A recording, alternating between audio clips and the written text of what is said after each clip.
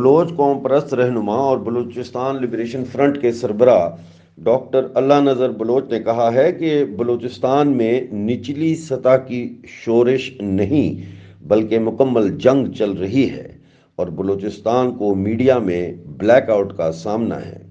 Doctor अल्लाह नज़र Bloch ने कहा कि जंग में गनशिप हेलीकॉप्टर्स, जेट बम्बार और फिजा से जासूसी के लिए ड्रोन्स का इस्तेमाल किया जा रहा है। बोलान में पाकिस्तानी मरदूद फौज और बलूचिस्तान लिबरेशन आर्मी के दरमियान झड़पों में अब तक 3 बलोच सरमचार शहीद हो चुके हैं जबकि 15 पाकिस्तानी मरदूद फौजी जहन्नुम वसाल किए गए हैं। याद रहे कि बोलान में 31 अक्टूबर को फौजी ऑपरेशन शुरू किया गया था। पाकिस्तानी मकबूजा गिलगित बल्तिस्तान में चल्लास में सेफ्टी वाल न होने की वजह से गाड़ी गहरी खाई में जा गिरी, जिसकी वजह से 4 अफराद जान से गए। पाकिस्तानी फ़ौज की हालत बहुत ही ज़्यादा पतली है। इतनी तरफ से इनके ऊपर हमले हो रहे हैं कि पीके के अंदर इनको टीटीपी इनके जो है इनकी नाक रगड़ रहा है।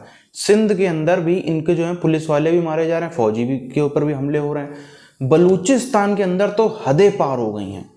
जहाँ कैंपों में, जहाँ पाकिस्तानी फ़ौज के कैंपों में पुलिस वाले पुलिस वाले नहीं, फ़ौज वाले बढ़िया अपना नाच गाना चल रहा है, कोई सो रहा है, कोई कुछ कर रहा है, वहाँ पर भी मौके का फ़ायदा उठाते हुए कि हाँ अभी तो सब नशे में ऐसे टाइम पे हैं, उसी टाइम पर मौका लगा करके धावा बोलना, और धावा भी ऐसा बोलना कि 15 तो सीधे निपट गए, 15 सीधे निपट गए, 35-40 के ऊपर घायल हैं। तो अब आप अंदाज़ा लगा लो पाकिस्तानी मीडिया कितना कुछ छुपा रहा है दुनिया से। अजीज दोस्तों, हमारे साथ भारत के साथ एक बहुत ही घिनौना वार हुआ था 26 नवंबर 2008 को। जो दुनिया की जो तरक्की करने वाली कौमें होती हैं न, जो वो अपने ज़ख्मों को भर तो लेती हैं लेकिन भूलती नहीं हैं। 9/11 अमेरिका में हुआ था, जिसको हर साल अमेरिका पूरी दुनिया में मनाता है। तो अजीज़ दोस्तों, 26/11 आ रहा है और किसी को कोई ख्याल भी नहीं है कि इसको किस तरह से क्या करना है। मैंने आज से 4-5 साल पहले की बात है कि मुझे एक NGO की तरफ से सपोर्ट मिली, तो मैं जिनीवा गया था 26/11 वाले दिन, 26 नवंबर वाले दिन 2017 था या 2018 था। और वहाँ पे मैंने अपने NGO कम्युनिटी के लोगों को, कुछ स्टूडेंट्स को एक लेक्चर के लिए बुलाया था और हमने जिनीवा स्कूल ऑफ कॉमर्स में एक कॉन्फ्रेंस की थी 26/11 के ऊपर। और बार बार अपने लोगों को कहता है कि याद रखो 9/11 हुआ था, तुम्हारे मुल्क के अंदर आके हमला हुआ था। और यही चीज़ भारत के साथ हुई थी कि अमेरिका का 9/11 3 घंटे चला था, भारत का 26/11 3 दिन चला था। हम पता नहीं क्यों हर चीज़ को टेकन फॉर इग्नोर्ड, शायद इसलिए कि हम पिछले 1300-1400 साल से इतने हम पे हमले हो चुके हैं कि हम आदत हो गई है हमारी चीज़ों को भूलने की। और फिर हमने उन लोगों की मदद से जिनीवा में यूनाइटेड नेशंस के सामने 26/11 2017 या 2018 एक प्रोटेस्ट भी किया था। अजीज़ दोस्तों, अब मैंने एक फ़ैसला किया है, आप लोगों के ऊपर मुझे पूरा भरोसा है, मान है, इसलिए मैंने फ़ैसला किया है कि लंदन में हम एक तो ये ट्रक चलाएंगे, और ये ट्रक जिसके दोनों तरफ बड़ी स्क्रीन होगी, जिस पे हम बताएंगे कि 26/11 को क्या हुआ, पुलवामा में क्या हुआ, उड़ी में क्या हुआ, 93 में क्या हुआ, पार्लियामेंट हाउस पे क्या हुआ, ये सब बताएंगे। और मैंने ऑलरेडी बातचीत शुरू कर दी है, मुझे कई इंडियन दोस्तों ने सपोर्ट का ऐलान किया है और कई इंडियन दोस्तों की मदद से मैं ये प्रोटेस्ट ऑर्गेनाइज करना चाह रहा हूँ पाकिस्तान हाई कमीशन के सामने, ताकि हम दुनिया को दिखा सकें कि भारत के ऊपर बार बार पाकिस्तान ने ये आतंक की एक जंग थोपी हुई है। मैं आपसे हाथ जोड़ के विनती करता हूँ कि इसमें मेरी सहायता कीजिए। जितना आप इसके लिए फंडिंग कर सकेंगे, आप बोलेंगे, मैं आपके सामने सारा हिसाब किताब रखूँगा।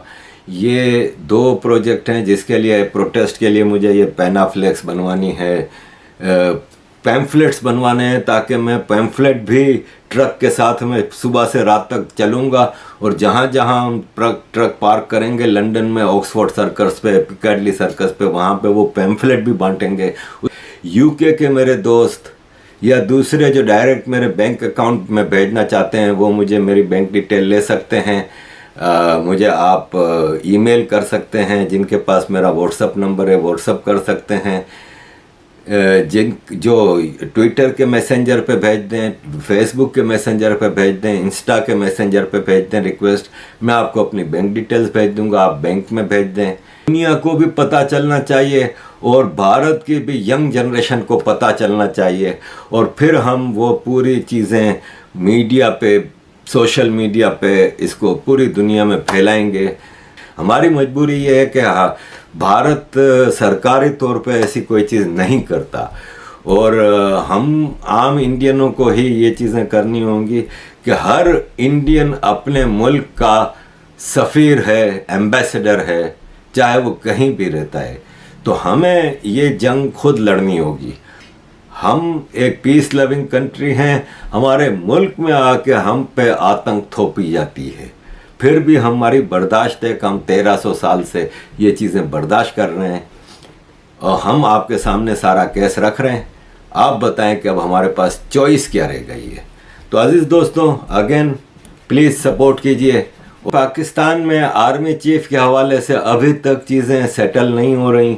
नवाज शरीफ का भाई प्राइम मिनिस्टर शहबाज शरीफ लंदन आया था, मेरा ख्याल है ये तीसरी या चौथी बार आया है प्राइम मिनिस्टर बनने के बाद, और ये 3 दिन से लंदन में बैठा दोनों भाई मशवरे करते रहे हैं। एक्सटेंशन के हवाले से अनिक नाजी जी ने, एक एंकर हैं, उन्होंने अपने प्रोग्राम में कहा कि एक्चुअली इमरान खान और बाजवा की लड़ाई एक नूरा कुश्ती थी।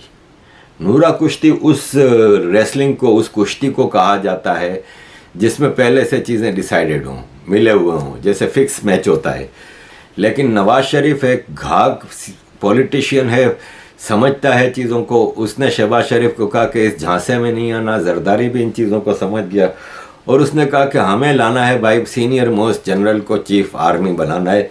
बाजवा अभी तक पूरी कोशिश कर रहा है कि किसी तरह उसको एक्सटेंशन मिल जाए, लेकिन अब जब फाइनल कुछ खबर तो नहीं आई नवाज शरीफ और शहबाज शरीफ की आपस की मीटिंग की, लेकिन शहबाज शरीफ अब वापस पाकिस्तान पहुंच गए हैं और दोनों भाइयों ने कुछ फैसले कर लिए हैं। तो हम देखते हैं पाकिस्तान का आर्मी चीफ जो इतना चाहता था कि मेरा कम से कम 1 साल और एक्सटेंशन हो जाए, वो अब मना कर रहा है कि मुझे भैया एक्सटेंशन नहीं करना है, इसी नवंबर में मुझे रिटायर करवा दो। उसके लिए उसने क्या क्या नहीं किया। उसके लिए उसने इमरान खान कुर्सी से हटवाया, उसके लिए कितने पैसे खर्चा होते हैं, कितना पावर दिखाना पड़ता है, सब कुछ करना पड़ता है, कोई हलवा नहीं है। उसके बाद भी अब उसने खुद ही अपना हाथ खड़े कर दिया कि नहीं भैया मुझे करना ही नहीं, एक्सटेंशन मुझे चाहिए ही नहीं, जहाँ हूँ मैं ठीक हूँ, शांति से चला जाने दो। वो क्यों हो रहा है? वो इसीलिए हो रहा है क्योंकि पाकिस्तानी फौज की जो है वो धज्जियाँ उड़ाई जा रही हैं पाकिस्तान के अंदर। कोई दुश्मन देश या दुश्मन सेना इनको कुछ नहीं कर रही, करने की ज़रूरत भी नहीं है। पाकिस्तान के अंदर पब्लिक इनके खिलाफ कर दी है इमरान खान ने। जो एक आज़ादी पसंद ग्रुप्स थे, जो एक आज़ादी पसंद समूह थे, जो स्वतंत्रता सेनानी थे, वो अपनी जंग लड़ रहे हैं। खुलेआम वो कह रहे हैं कि हम किसी भी तरह का जो है वो ये नहीं कि सब छोटे मोटे छुटपुट हमले कर दिए, नक्सलवादी हमला, आतंकवादी हमला, कुछ नहीं। हम खुलेआम जंग लड़ रहे हैं आज़ाद बलूचिस्तान की। और जब तक आज़ाद बलूचिस्तान मिल नहीं जाता तब तक ये जंग चलती रहेगी। उसके लिए चाहे 10 हमारे लोग चले जाएं, चाहे हमारे 100 लोग कुर्बान हो जाएं, चाहे हज़ारों चाहे लाखों कुर्बानियाँ देनी पड़े, देंगे, लेकिन ये जंग को रोकेंगे नहीं। इस आंदोलन, ये जो क्रांति की एक लौ उठी है बलूचिस्तान में, इसको ऐसे ही वेस्ट नहीं जाने देना है। अब इसी का ये नतीजा है, हर समय हम लोग सुनते रहते हैं। पिछले कम से कम 1 महीने से या थोड़ा उससे ज़्यादा से ही मैंने इस पर कोई भी वीडियो नहीं बनाया, कुछ को टॉपिक को थोड़ा सा टच करना छोड़ दिया था, लेकिन क्योंकि उधर खबरें भी थोड़ी सी कम आ रही थी। लेकिन अब दोबारा से इस पर मैंने वीडियो बनाना चालू किया है क्योंकि काफ़ी ज़्यादा पब्लिक की डिमांड आ रही थी कि बलूचिस्तान में क्या होता है पता नहीं चल पाता, क्योंकि पाकिस्तानी मीडिया में तो आपको सुनने को मिलेगा नहीं। इंडियन मीडिया में, वर्ल्ड मीडिया में भी इसका कहीं कोई जिक्र नहीं मिलता है। जो कुछ हमारे यहाँ पे अपने रिएक्शन वाले चैनल हैं वो भी इतना इस मुद्दे को नहीं टच करते हैं। तो ज़रूरी है कि आप तक ये खबर पहुँचाई जाती रहे कि हाँ, बलूचिस्तान में आए दिन कितने फौजी निपटाए जा रहे हैं, बलूचिस्तान में कहाँ तक पहुँच रहा है बलूचों का आज़ादी का जो तहरीक है, जो मूवमेंट है, जो अभियान है, वो केपीके में टीटीपी कितनी ज़्यादा सशक्त होती चली जा रही है, कितना ज़्यादा जो दमखम है वो बढ़ता चला जा रहा है। सिंध में भी अब तो ये सब चालू हो गया। सिंध में तो इसके पहले आपने कभी नहीं सुना होगा, लेकिन इधर सिंध में भी बढ़ गया है। और सिंध में भी पुलिस को भी अटैक किया जा रहा है और साथ में पाकिस्तानी फौजी भी जहाँ जहाँ पर मिल जाते हैं वहाँ पर उनके ऊपर भी बड़ा ही प्लान्ड अटैक्स उनके ऊपर भी चल रहे हैं अपना बदला लेने का। अब आप समझ लो कि कितना ज़्यादा 3 राज्यों में ये चल रहा है। इनका जो पीओके है वहाँ पर तो फौज को बाकायदा धक्के मार मार के घुसने नहीं दिया जा रहा, बाहर धकेला जा रहा है। जो अलग अलग कॉलोनी सोसाइटी है वहाँ से पंजाब बचता है, सिर्फ एक पंजाब में इमरान खान ही बहुत है। इमरान खान के अलावा किसी की ज़रूरत ही नहीं। इमरान खान ने इतना उत्पात मचा रखा है पंजाब के अंदर कि पूरा पाकिस्तान इस समय झेल रहा है। जो भी पाकिस्तानी फ़ौज में अब होगा ना, वो भागने की कोशिश करेगा। जैसे कमर जावेद बाजवा है, वो पूरा अपना बोरिया बिस्तर सब समेट लिया कि बस भागो, अगला जो है उसको साले को मरने दो, अपना बस निकल के भागो, बहुत मज़े कर लिए यहाँ।